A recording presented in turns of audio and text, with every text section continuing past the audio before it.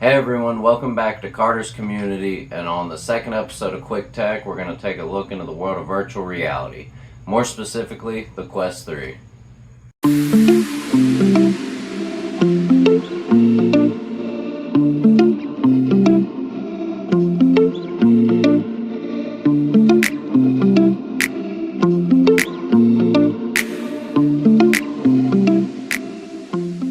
So the first thing I want to talk about with the Quest 3 is its design. The overall look of the device is nice, it's pretty sleek, and it's decently lightweight. The balance of this device is a lot better than the Quest 2 because the Quest 2 stuck out a little bit further in front of your face and caused a little bit of strain, a lot of times putting pressure on your lower cheek or your nose. This device also, as you can see, is it's pretty dirty. I've been rough with it, but I have had no issues with reliability, and it definitely has been dropped a time or two. Not only is the headset itself important, but also the way you interact with it is important, and that throws me onto the controllers. The Quest 2 controllers are very similar to this in button layout, but they had a ring on the outside, and that was what the cameras used to help keep track of it. These controllers do not have that ring, and it seems like a small thing, but it's actually pretty important. When you get your hands close together, you don't clank them, you got a little bit more mobility, and that's a really nice addition to the Quest 3. On the headset itself, there's not a whole bunch to it. You do have a normal headphone jack on the right side, a USB-C connector on the left, volume rocker on the bottom, and also the power button on the left side of the device.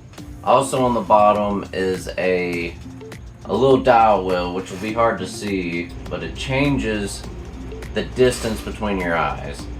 And on the Quest 2, you had to take it off and you had to manually move that yourself.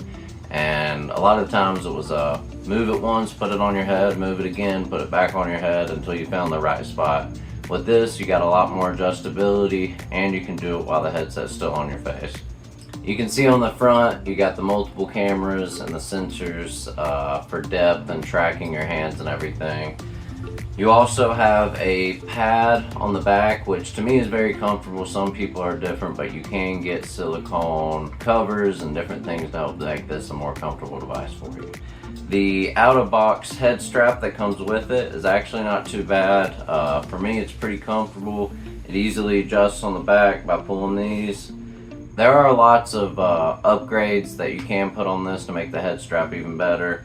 These just pop off. You can slide new ones on and kind of customize it to what you like. I'm a fan of the design of this device. I had the Quest 2. I've now got the Quest 3. I like the design, it's comfortable, it looks good in my opinion, and I've enjoyed the design of this overall since I've had it. Another big upgrade with the Quest 3 is just the overall visual experience while in the headset. More and more games now are being updated to support the extra horsepower that this device offers, but on some of these side-by-side comparisons, it's very easy to see with this extra horsepower and the new processor in this headset, what it can do in terms of visual fidelity and overall graphic quality in terms of what you're looking at. Something that makes these visuals pop is not just the screens you're technically looking at in front of your eyes, but also the lenses that are between your eyes and the screen. These lenses are a huge upgrade. When you look around without moving your head, the image quality is far greater than what it was on the Quest 2. On the Quest 2, the image did not look bad, but it was only great in a small area right in front of your line of sight. This headset keeps that quality wherever you look because of those upgraded lenses. Now the software on this headset is pretty much the same as the software that's on the Quest 2, and that's not a bad thing. The Meta OS software that's on here has worked really good. It's really intuitive, it's easy to look around and get to where you need to be, and you don't really have to think too much about it. If you've messed with tech before, you're probably going to put this headset on and very quickly realize what you need to do to get to where you want to be. A huge thing that makes the Meta Quest headset so great not even just the 3, but even the 2, is the library of games and apps that are available for it. There are tons of options that are right there in front of you for quick download, whether it's games, Netflix, YouTube, whatever you want. This headset probably has something pretty close to it. And with all those games, one of the things that kind of blows me away in virtual reality is when you get the opportunity to play a video game with one of your friends in a virtual reality environment.